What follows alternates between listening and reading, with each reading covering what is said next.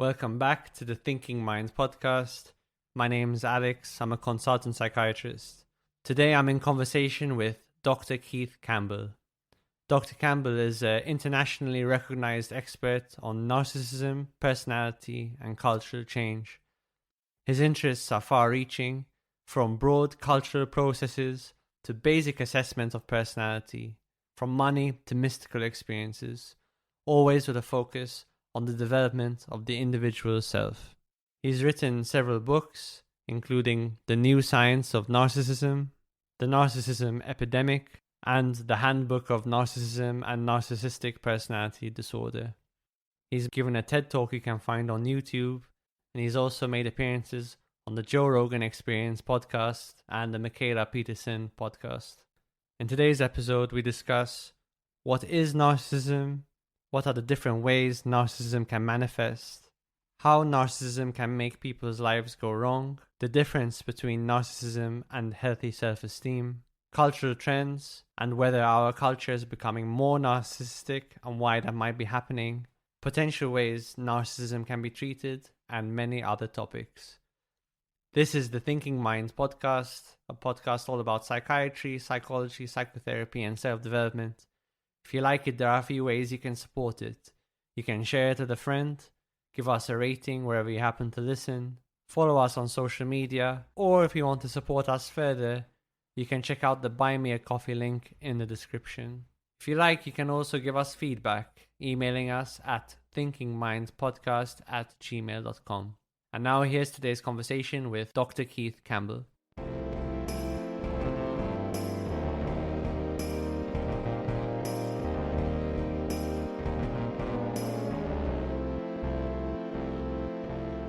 Thank you so much for speaking with me today. Oh, thanks for having me. Narcissism, it's thrown around a lot within mental health circles, on the internet.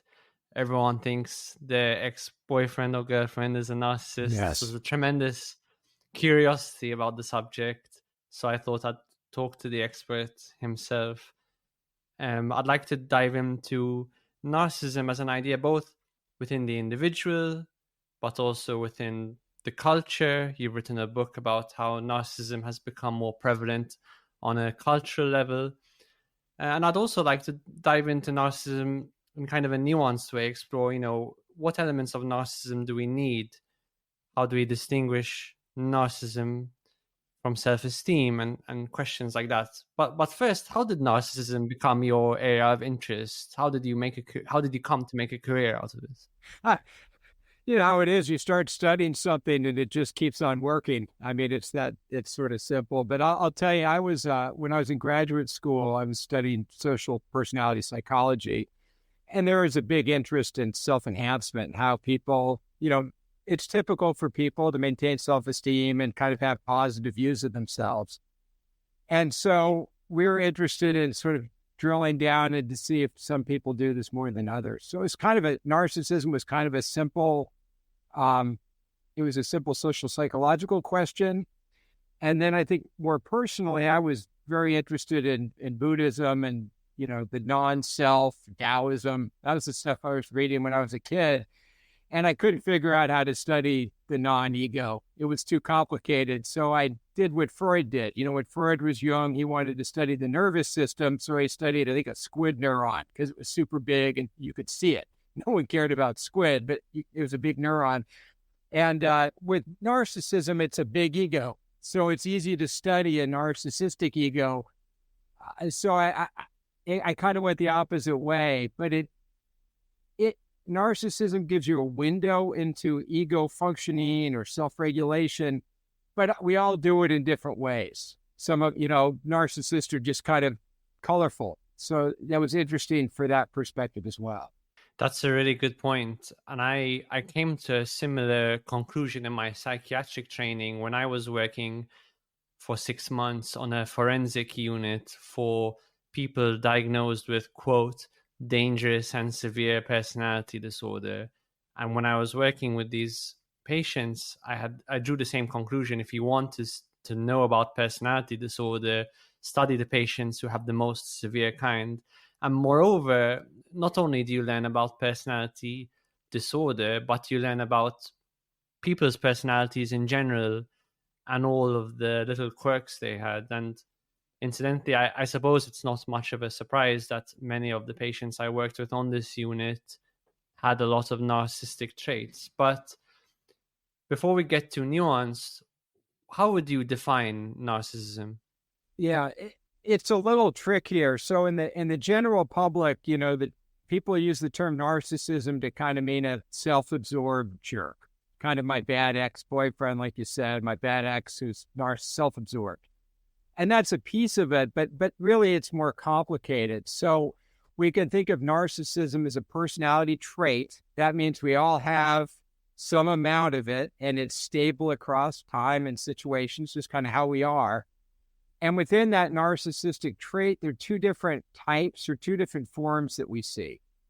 One form that most of the sort of the lay audience is familiar with is what we call grandiose narcissism. So this is a combination of sort of a positive self-views, sense of being superior to other people, high sense of entitlement, sense of self-importance, but also charisma, extroversion, and charm.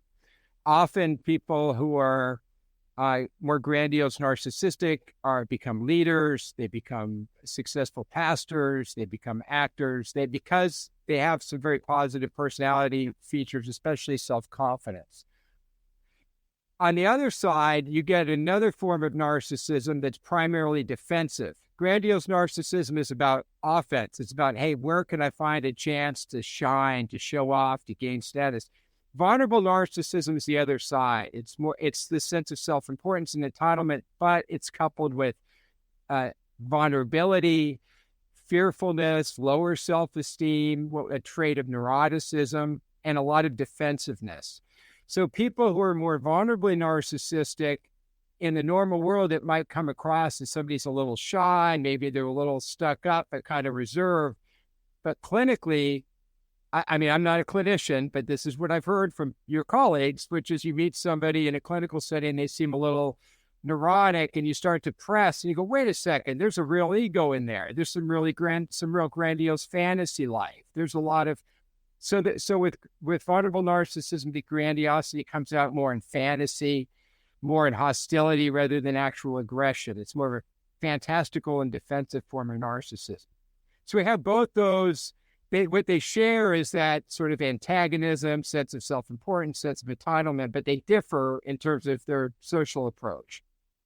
Does that make sense? So that's sort of the two normal faces. Yes, and just like vulnerable narcissists in their fantasy life can be grandiose, in my experience, grandiose narcissists can have an underlying vulnerability, which isn't really obvious on the surface because they're often so confident and they can bulldoze their way through situations. But I often find if you criticize a grandiose narcissist, they can reveal themselves to be vulnerable pretty quickly, and they can collapse into sort of what's known as narcissistic rage.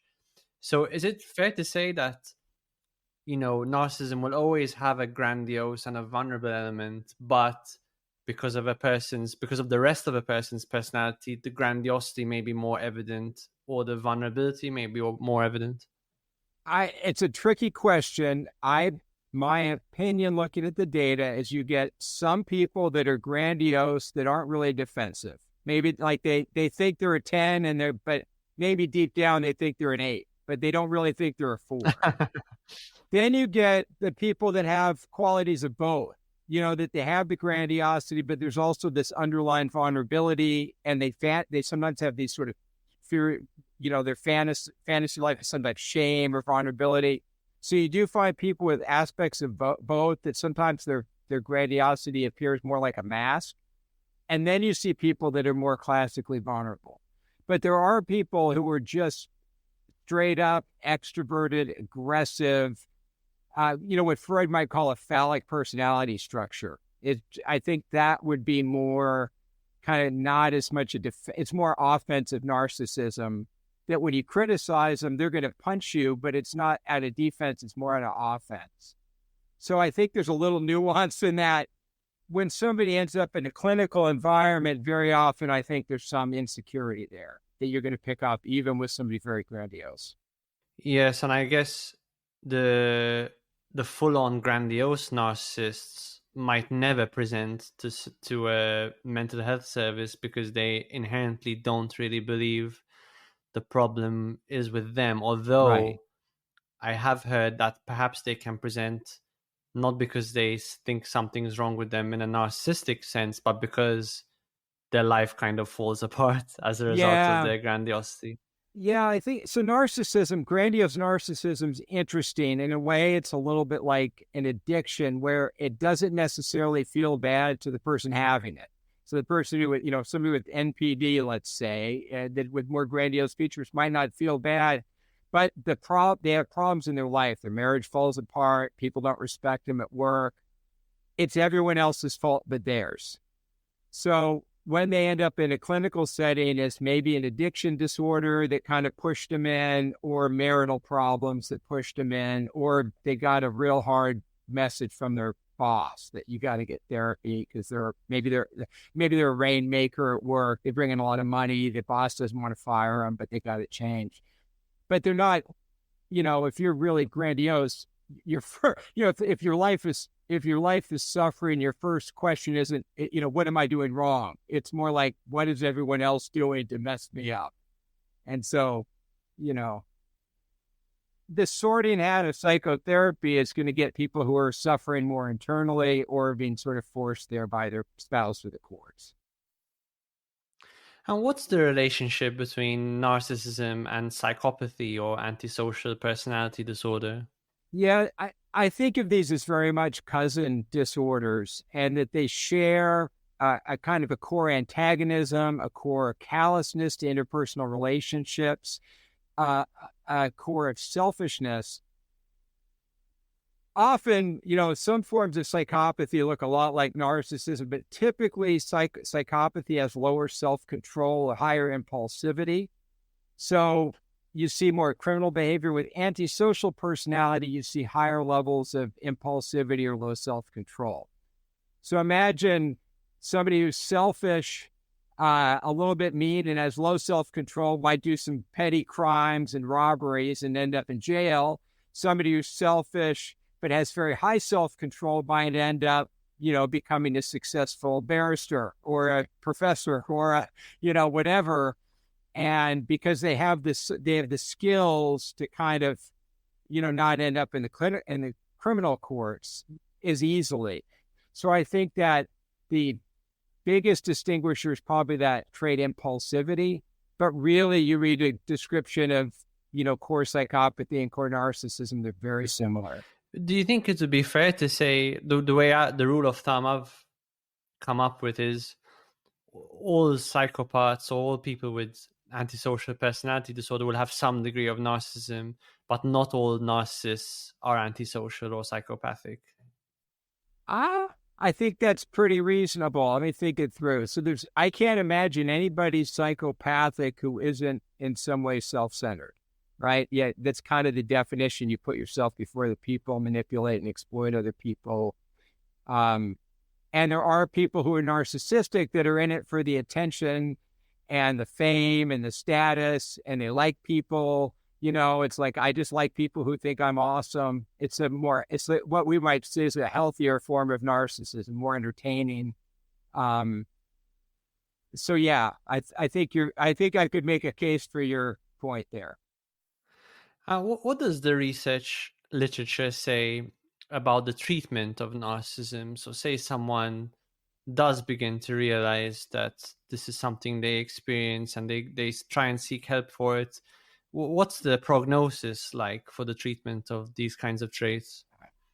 So the short answer is there is not a gold standard group of, controlled research trials that I can point to say, hey, Alex, we got it. This is it. Use this one. Use this form of CBT and it will work. We just don't have enough people with NPD going through trials.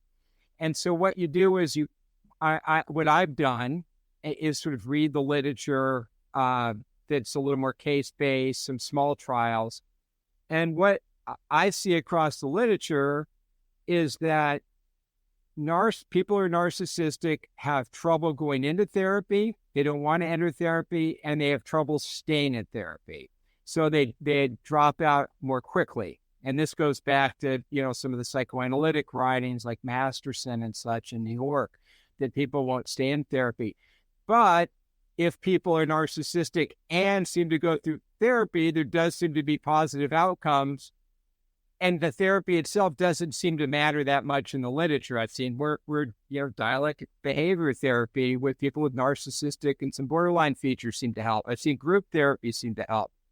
Schema therapy, there's a lot of interest in narcissism with that, which is sort of a mix of CBT with some attachment, a little psychoanalytic flavor. And then there's all the psychoanalytic kind of classic PD treatments. So my reading of the literature is if you can get somebody who's narcissistic to want to change and get them into therapy, and you're a pretty good therapist and can keep them there, you can get some change. Yes. And is there a good description in the literature about what are the factors that might increase the possibility of someone being narcissistic, genetic, environmental, trauma, that kind of thing? Yeah, I thought you were going to ask a different question, so I'm going to answer that first because it has to do with the last question. Yeah. It's a little nuanced. It was a large paper that I think it just came out in JAMA. It's one of the major medical journals. There's a very large German sample where they measured narcissistic personality traits in a very large sample of people going into psychotherapy. So this isn't psychotherapy for NPD. This is psychotherapy for, say, depression, but with people that have higher or lower levels of trait narcissism. And what they found was that the trait level of narcissism, especially the interpersonal antagonism, made therapy challenging, even at a subclinical level. Did I explain that? Well, I'm not sure. It's a big study.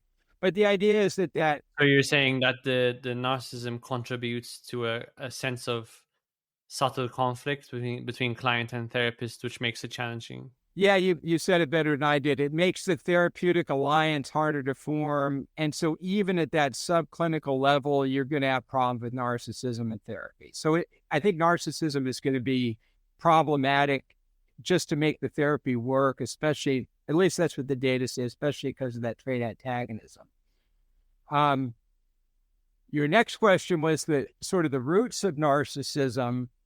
And when you look at personality traits generally like narcissism, and narcissism seems to follow this pattern pretty strongly, is that it's primarily maybe 40% of this stuff is heritable, probably in our genes.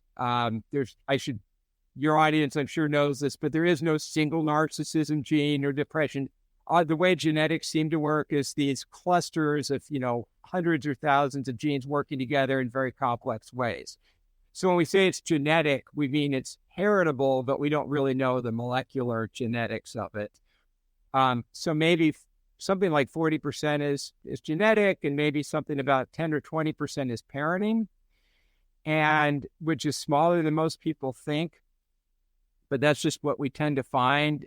And when you look at the narcissistic parenting with grandiose narcissism, you see a little more, parents put me on a pedestal. They were a little more permissive. They thought I was a big deal.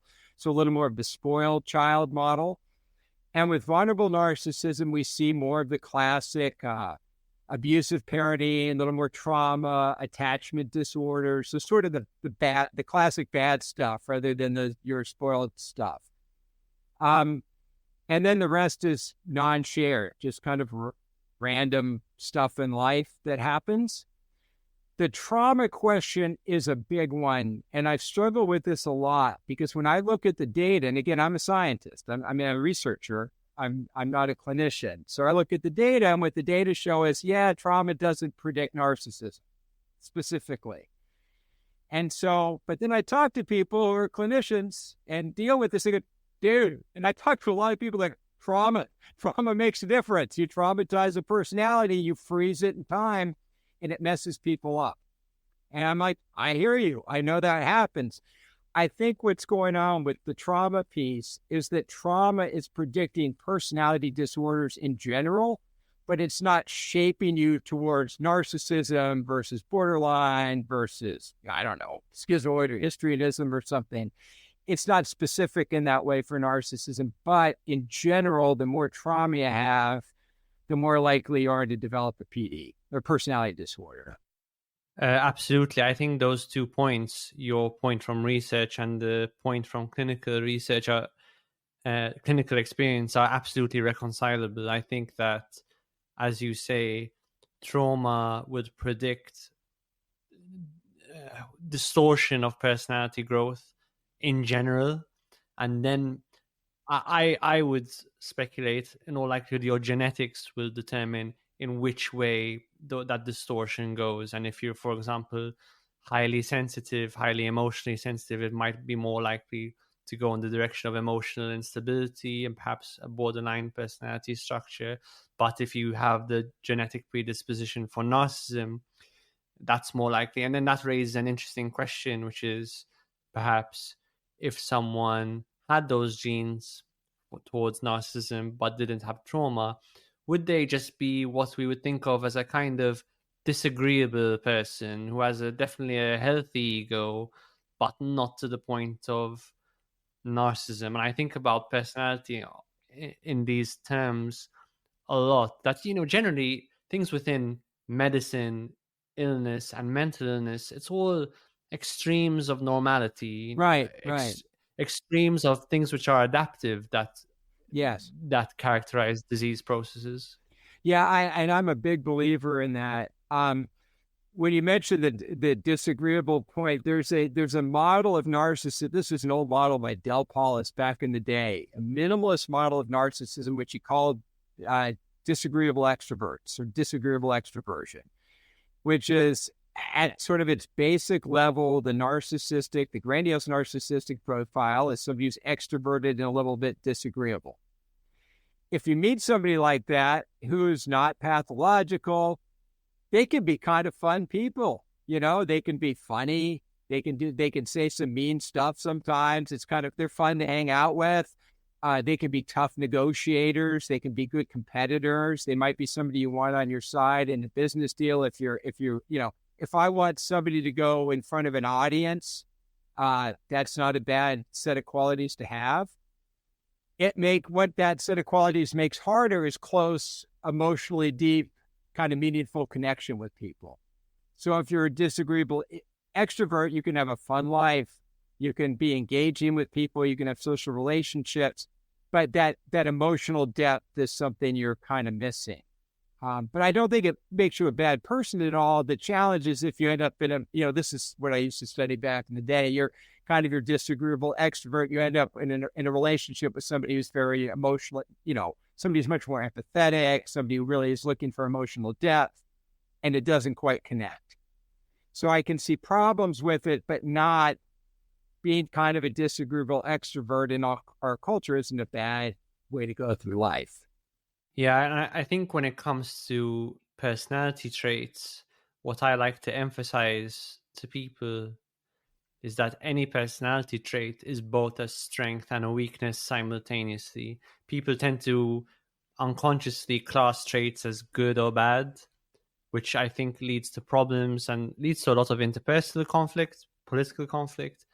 But when you realize every trait has an obvious strength, but then an underlying dark side, Yes. a shadow side, if I had to use like a Jungian term, then you start to see things more clearly. Often when you're dealing with those kinds of disagreeable people you mentioned, in certain situations, you can almost see the narcissism emerge in a flash. Yeah. When perhaps they're criticized or maybe when things aren't quite going their way. And obviously, it's easy to pick on that population, but then there are people who, for example, they may be very empathic and compassionate, and on the surface, they seem like the kindest person in the world.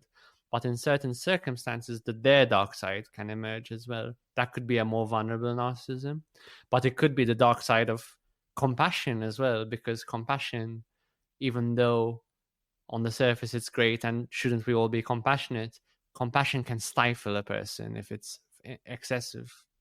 Yeah, I agree with you completely on this. When I teach like a big personality class, and I always, I'm always like, who wants to be more extroverted? And most of the class is like, I want to be more extroverted. And I'll say, how many of you want to be less extroverted? And there'll be 3 or 4 people, including me, that are like, yeah, my extroversion's a little bit of a problem. And it's funny to see that because you see it with all the traits is that they have a bright and a dark side. This is something Bob Hogan, who's an old IO, organizational psychology leadership researcher back in the day. He would talk a lot about that with narcissism leadership, the bright and dark sides. And the bright side is what you see, sort of at the face and the best. And the dark side is what you see under threat. And I think this is, yeah, totally agree. I should say, even, people who are neurotic and fearful, I'm like, you've got a real good threat detector. And sometimes that's going to keep you alive. And the people who are fearless are going to die. There's sort of a golden mean with a lot of these traits to get sort of Aristotelian. And yeah, and they both, anyway, yes, I agree. Yeah. Well, what's your view on a person's ability to not necessarily change their personality, but maybe cultivate new traits, cultivate the complementary traits to the traits that they already have? So, what we found in personality psychology over the last 10, 20 years is that personality can change. It can change intentionally, and it can change throughout the lifespan. So somebody like Freud would say, yeah, it gets fixed at about age 6. And maybe somebody like James, I think it was 18 or 30 or something. And it really changes your whole life. So we know that, and we know psychotherapy can change personality, and we know it can change it about I think what it's about a third, half the standard deviation on average. So we know things work. We know this can happen. So I'm a big believer in personality change, and sort of the heavy way to do it is some sort of therapy, or, I study plant medicine. You want to get even heavier than therapy. But really, what I suggest to people is if there's something you want to change, make it a practice. Sort of every day you go, look, I want to be a little more extroverted. So every day I'm going to go say hi to somebody I'm not comfortable with, and to sort of force myself to do it. I tend to get very angry at times when things don't work. I get very frustrated, become aggressive, and pissed off, angry. I know that means drunk in the UK. But I've worked on that for a long time. I just try to say, I'm like, God wants me to be slow down. I mean, this is just a practice. And 6 months, a year, you start to become a little better person. Not a good person yet, but I'm working on it. So I'm a big believer in sort of that slow, gradual, intentional cultivation of personality. Just figure out who you want to be. And the other, you didn't ask this, but I'll keep going. The other issue is sometimes people are like, I'm narcissistic. I don't want to be a narcissist anymore. I'm like, well, dude, that's a big thing to grab. How about just pick one small thing? Like, you know what? Like, one thing I'll do is, you just saw it. I'm very extroverted. I'll talk over people that are quiet, or I get all excited like a little puppy, and I'll just blah. So I go, well, that's a problem. Now, I'm not going to say I'm narcissistic and I'm like, dude, maybe just don't talk over people so much. Maybe work on your listening skills. So I'm a big believer in kind of break down the problem, figure out what it is, and just try to get that better. Don't have to worry about the whole thing. Just be a little better person. Yeah, absolutely. Breaking down the trait into little micro scenarios and micro behaviors, and then practice doing them or not doing them consistently over a long period of time is exactly the way I've found in my clinical experience to change your personality, to cultivate new personality traits. I'm kind of both a pessimist and an optimist when it comes to cultivating new traits simultaneously. I'm a pessimist because people really need to know that it's hard. You're swimming upstream. You're going against your nature, and you need to understand that that's going to be difficult.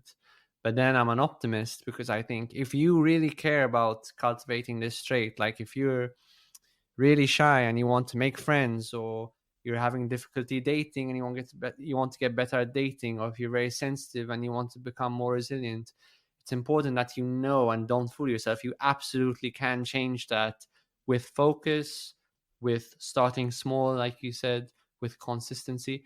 And it's interesting, I tend to think that one way I think about it is we all have the capability of most traits kind of dormant. And there are interesting scenarios that demonstrate that. For example, a person might not think they're very compassionate, and then they might take a large dose of MDMA and then all of a sudden feel extremely compassionate. And the first response might be, well, I took MDMA. But the MDMA isn't adding anything to your brain.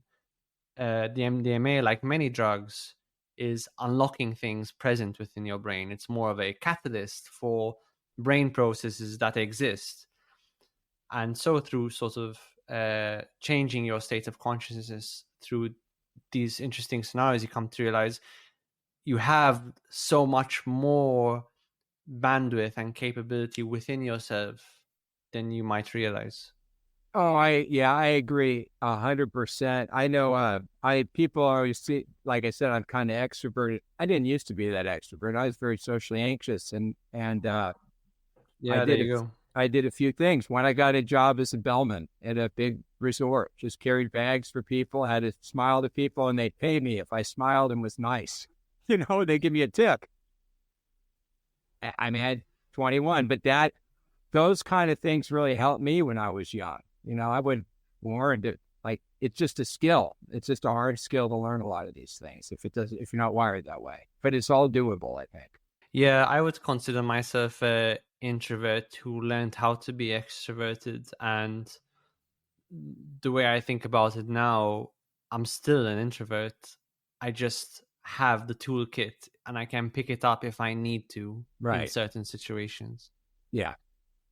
So I'm, like I said, believe in all this stuff. Balance, cultivation. Yep. What do you think is happening at a cultural level with narcissism? Do you think in the West in particular, we're becoming more narcissistic? And if so, why do you think that might be the case? So I don't think it's just in the West. I'll say that. I think it's a little more complicated than that. So here, I'll give you kind of a longish answer, unfortunately, because I wish it were a simpler story. When I started looking at this in maybe 2005, 6, this is a long time ago. It didn't sound all long ago to me. Started thinking about measuring cultural narcissism. I was, with a colleague, Gene Twenge. We were postdocs together. We'd been talking about it since we were postdocs. And what we saw was this, and we measured this rise in sort of classic grandiose narcissists. We wrote a book called The Narcissism Epidemic, where we focused on all the cultural changes, the inflation in self-esteem, the inflation in narcissism, change in language, change in names, all sorts of change in the structure of homes, the architecture of homes are becoming more individualized and everything else.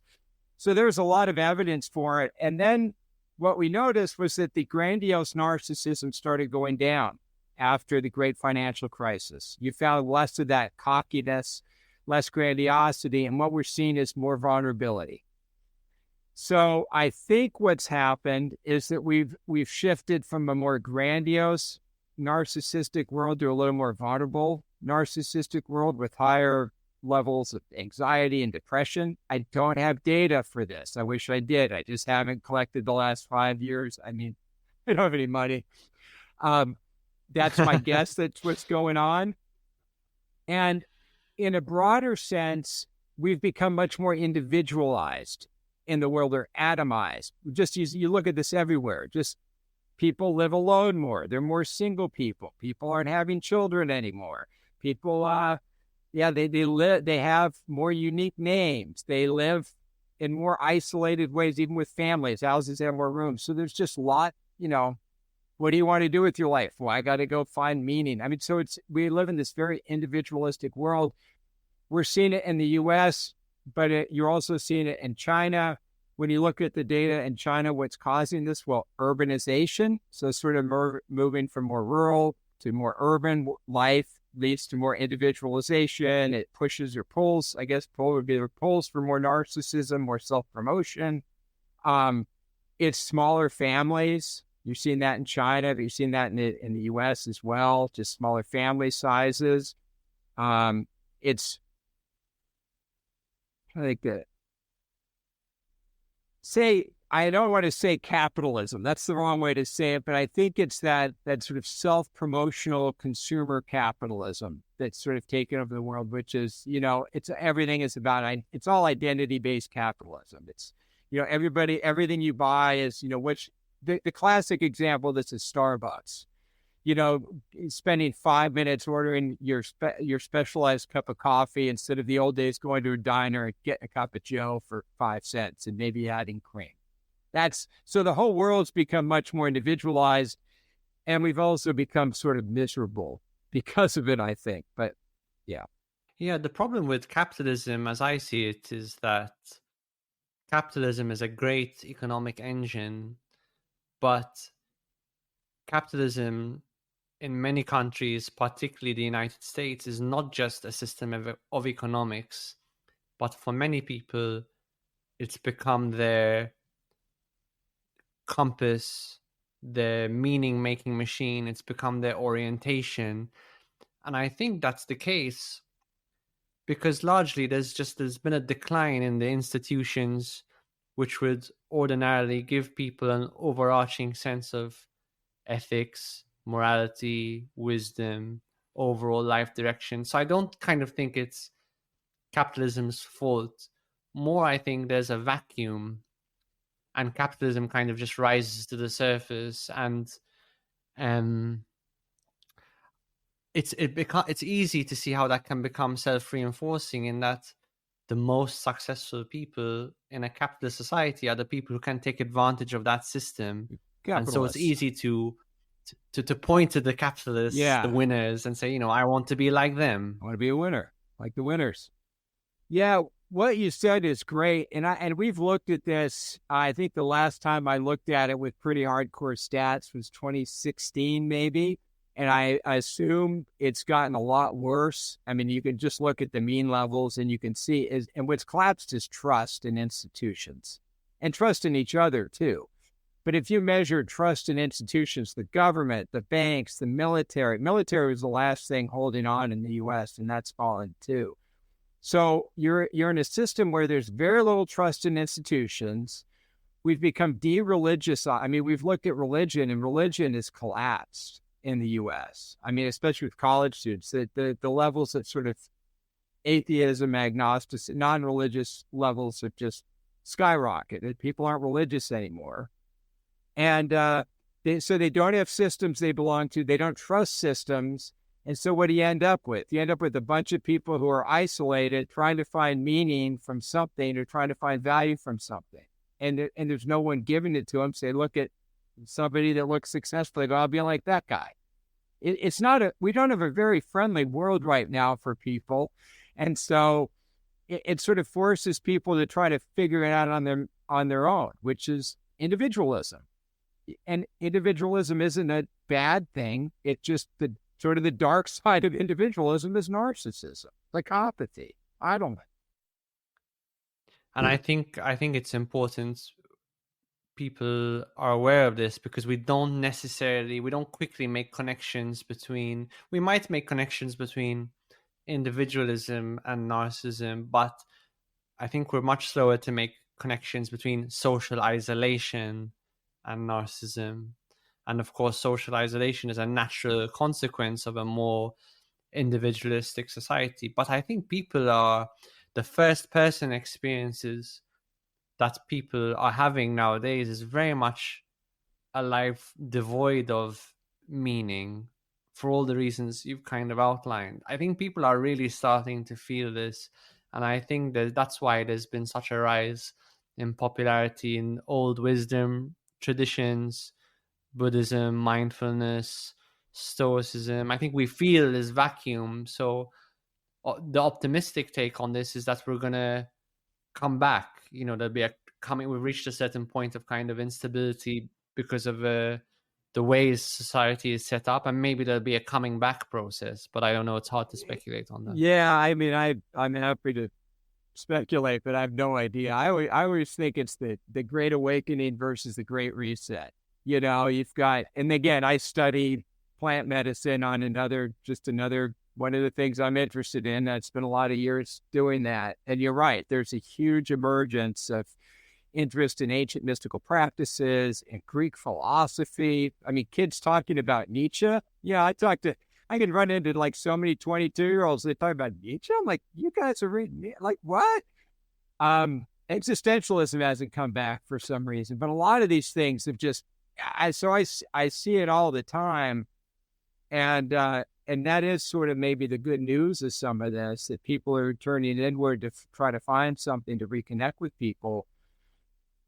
But that kind of ends up with people getting very tribal too. I don't know. It's a very interesting time, and it's a very hard time for young people. I'm very glad I grew up before social media, before the internet. I'm glad I grew up with some deep stability. Kind of when I walked down the street, I wasn't thinking I was in 15 different places at once. Do you see this with your students? Do you get the sense your students are having a tough time? Yes, I do. I see a lot of mental illness. I see a lot of people I think it's very hard for people, and it's never been super easy, I mean, but for people that integrate into society, how do you just integrate in? And like I said, it's just hard for students to know what to do. Some students that have very good professional tracks are doing it, but people aren't dating as much as they used to. They're not. There's just a lot of fear and a lot of isolation. I think that makes it hard for people. I feel bad. Where I teach at University of Georgia, kids are pretty happy compared to a lot of places. We're what's called a big Southern football school. So people, like, if all the universities, this is pretty much where people are going to be happy. And it's hard. I feel a lot of empathy, and I have young kids too. And it's hard. I look at movies from the 80s and seemed happier. Yeah, nothing characterizes grandiose narcissism in the culture like the 80s. When I think of movies like Scarface and Wall Street with Gordon Gekko, that was like grandiose narcissism at its peak. Yes, that's where Donald Trump came from. He's a character of the 80s in America.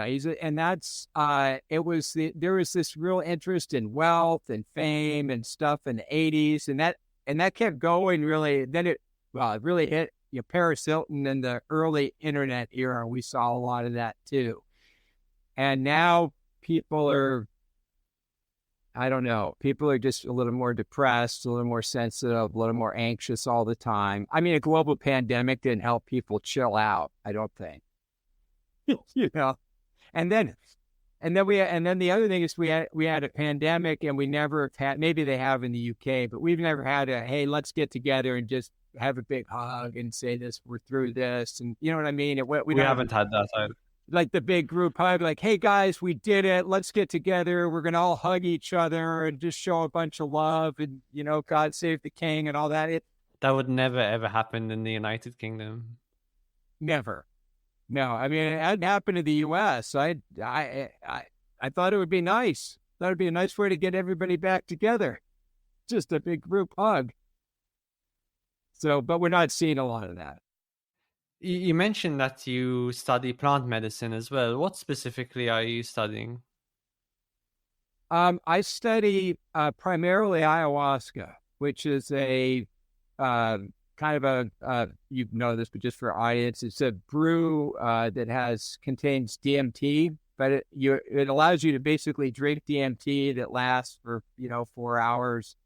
And the work we do is primarily in the Shipibo tradition from Amazonia, so it's more in a Peruvian tradition. There are a lot of people that work in sort of Yae and the Colombian tradition. They call it Yae. I know some of the guys haven't done that work.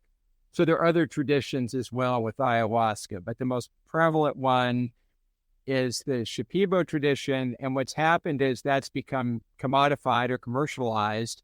so that you can go down there for a week and do ayahuasca retreats.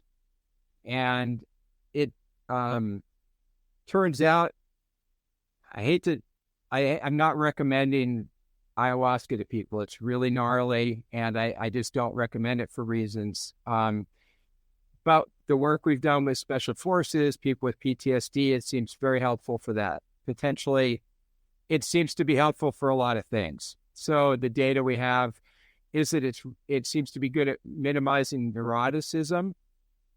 But we looked at narcissism with ayahuasca and didn't find this big ego reduction.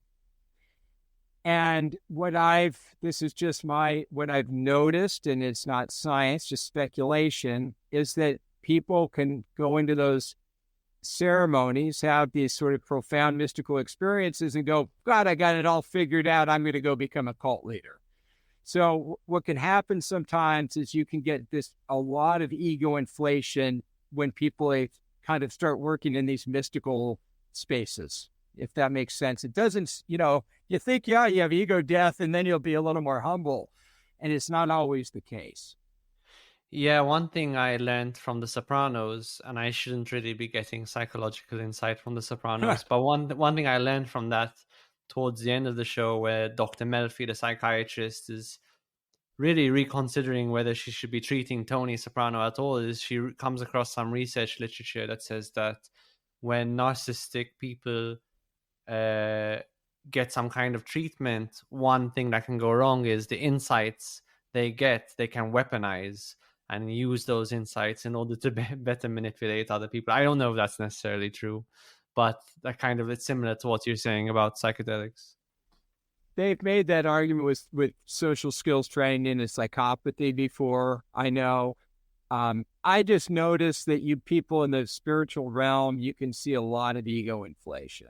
And it's not, it's not what I had hoped originally, was people to go, have these experiences and just kind of go, well, I guess I'm not that big of a deal after all. But it doesn't seem to do that. It does seem to help with neuroticism. It does seem to help people with self-esteem. It really helps people with trauma, PTSD. And this data, have you published this? Yeah, my former student, Brandon Weiss, who's at Johns Hopkins now, is brilliant. And he's been the one driving this. He's just nice enough to talk to me every once in a while so I can keep my brain working. We had our first study we published in Nature Human Behavior, I think. Maybe it was, it probably was. I think it was Scientific Reports. Oh, well. But we had about 250 people go through ayahuasca ceremonies and collected personality pre and post with, I think we had 3-month follow-ups. And we found a decrease in neuroticism of about 2 standard deviations it was pretty legit, meaning we controlled for expectancies. We had a significant enough sample that it works with personality. It's not one of these, N of 10 kind of studies. I mean, it's 250 people. So that was the big one we've done. And then we've done some smaller studies with some special forces groups and some other people. We've done one looking at sort of from the same sample as well. So yeah, Keith Campbell, just look at Brandon Weiss. He's smart. But it's utterly fascinating. It's like much more fascinating than narcissism, I hate to say, because I love the ego. Yeah. And would this be ayahuasca treatment combined with psychotherapy or ayahuasca treatment by itself? So what's been developed is they've developed, I don't know what to call it, kind of a hippie neo-shamanism, Western syncretic form of this medicine, where if you went in traditional Shipibo culture, if I were going to a shaman, or what they would call it, they wouldn't call it a shaman, they'd say maestro or curandero or ayahuasquero. Apologize for my Spanish. Shaman is kind of a, it's a kind of a Russian, Eastern term. But they wouldn't drink ayahuasca, just the shaman would. And then he'd kind of heal them. With Westerners, you go down there, you sit in a circle, everybody drinks because the Westerners have to drink And so it's kind of a new form of medicine that's being developed. And then the way they do it is usually they do it a week. It's a week of ceremonies, maybe less, but there's a couple weeks ahead where you're doing what's called the dieta, where you're sort of focusing on your psychological intention. You're purifying your body by eating certain things, not eating, excluding certain foods, not having sex, that kind of thing. And then when they do the ceremonies themselves are very, they're based on the singing, the icaros of the shaman, which you can't really understand. But after the next day, there's typically sharing, where there's the more psychological integration. So it's very much like group psychotherapy, but there's less. So there's a very much of a group psychotherapy aspect to it and an interpretive aspect at the same time. But typically the shaman aren't really working at that level. That's usually kind of the gringos hanging out, maybe with a facilitator talking. And so there is a psychotherapy component, but it's not classic.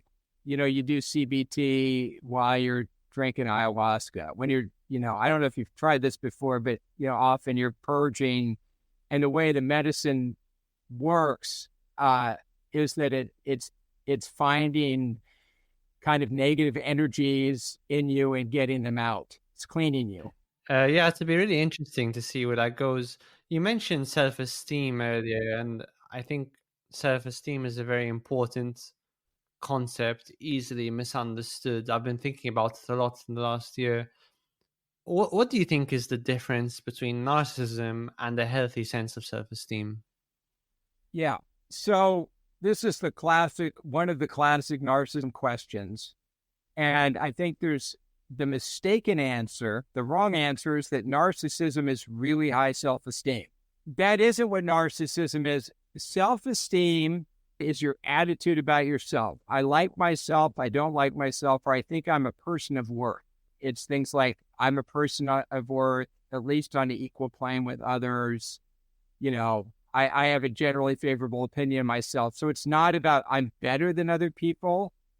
So self-esteem is about having a positive self-evaluation. It's about having to be, I'm a good person. I'm moral. I'm smart. I'm attractive. I'm everything. Narcissism is about being better than people. So it's more about superiority. And narcissism is typically located in what we call agentic domains. I'm smarter. I'm more powerful. I'm higher in status. I'm better looking. I'm richer and more important than you are. It's not that I'm kinder than you are. There is a form of narcissism called communal narcissism, which Joachim Gebauer came up with a scale for. I think he was out of the UK doing it. Now he's in Germany, where there is this form of narcissism where you find people that are on the surface more agreeable. I am the nicest. I'm the best friend you could ever have. Nobody's a better mother than I am. So you do find that. But with typical grandiose narcissism, it's more localized on the agency. It's the better looking, higher status, more power, sex status and stuff So I think that's the difference. A general global positive evaluation of self-esteem is generally positive. It's going to be an important buffer for something like depression. I think that's the best thing about self-esteem.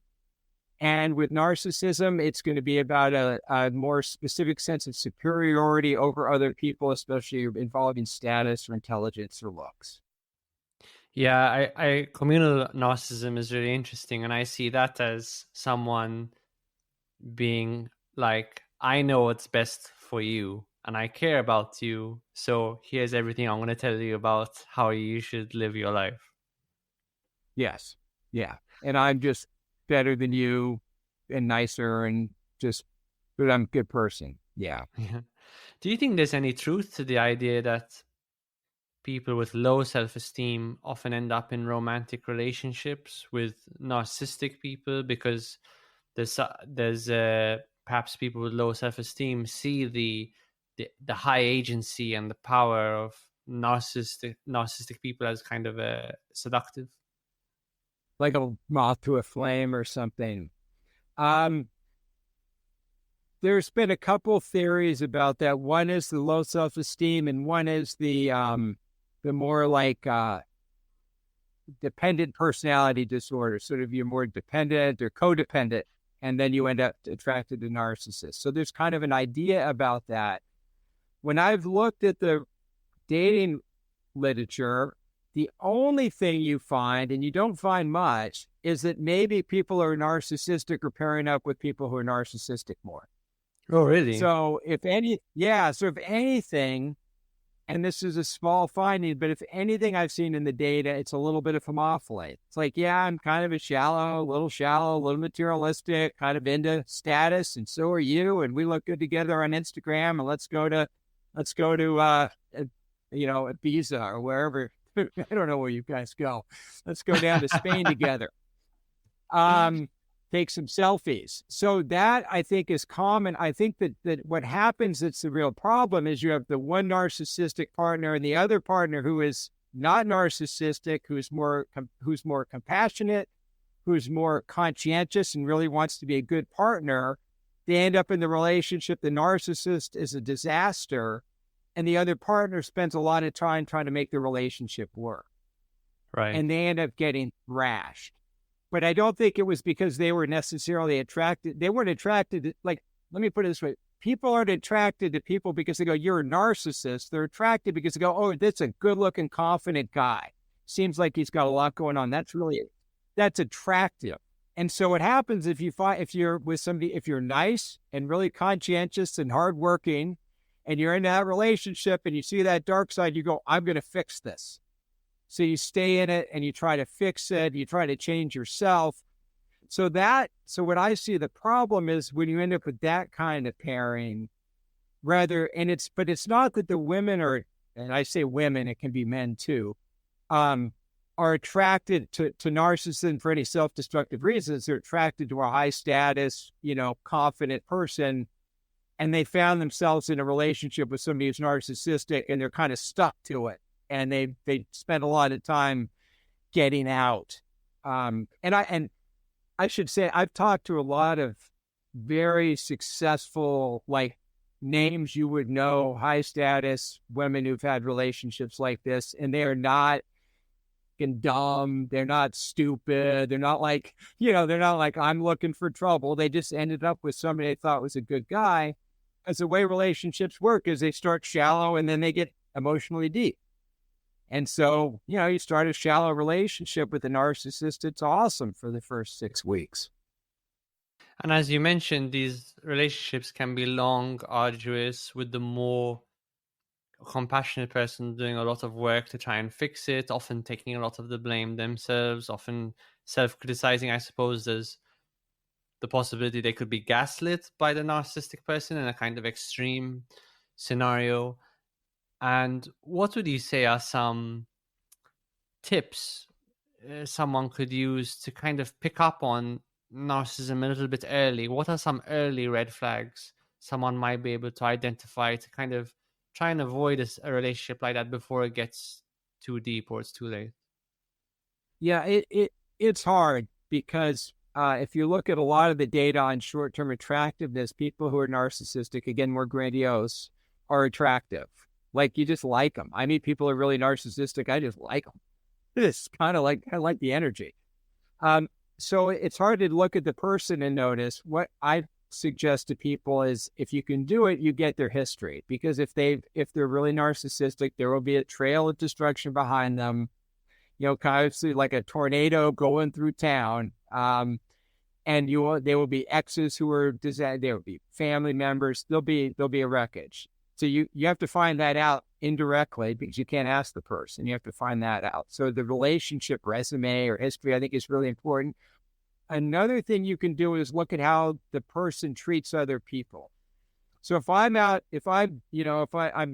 so I'm just talking, but I go out to this new gal I meet, and she's really charming. I go, God, she's just so confident, great. She's got it going on. And then I watch, she's just mean and nasty to the bartender. Or like the valet guy, I'm like, what? But she's super charming to me because she thinks I have high status, or she wants something from me, or she wants to make me fall in love with her. Sometimes they call this love bombing. Not a lot of data on that, but they talk about it a lot. So what I suggest is look at how they're treating somebody they're not trying to manipulate. Look at how they're treating other people around them, especially people with lower status. Dog, if like they're mean to the waitress and the dogs are barking at them, and the mice are splaying, that maybe you got an issue. But it's very hard to tell. I mean, I think that's really good advice, and you hinted at a piece of advice I would give, which is, this is more subtle, looking at how a person thinks about the world, speaks about the world, speaks about other people. Often someone who's narcissistic will speak very, very often in the language of status, of winning and losing, of that person's amazing, that person's terrible. There's an inherent kind of lack of big picture thinking, lack of empathy, lack of compassion that's subtly baked into the language, as far as I can tell.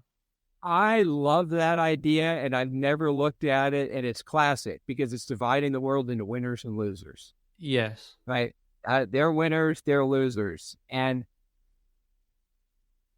I mean, I don't know. I'm too old to do that. I probably used to do that when I was younger, but it just, I think you get a little age. But that's a really interesting way. So they're sort of trying to get at a fundamental worldview as a zero-sum status game.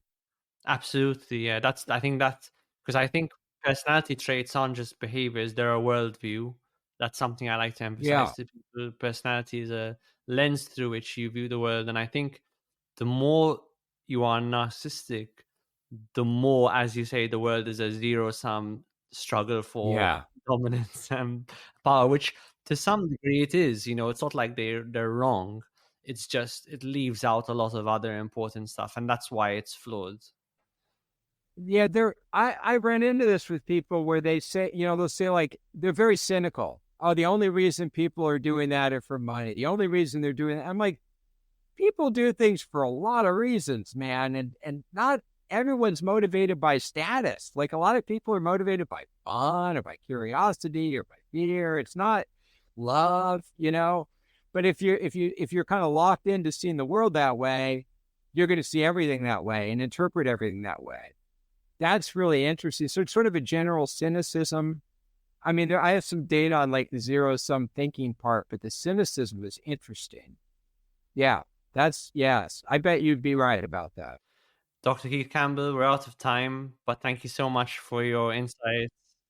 Thank you for letting me bounce my ideas off you, and we'll be glad to have you on the program at some point in the future. Oh, thanks for having me. That was actually really interesting, so I appreciate it.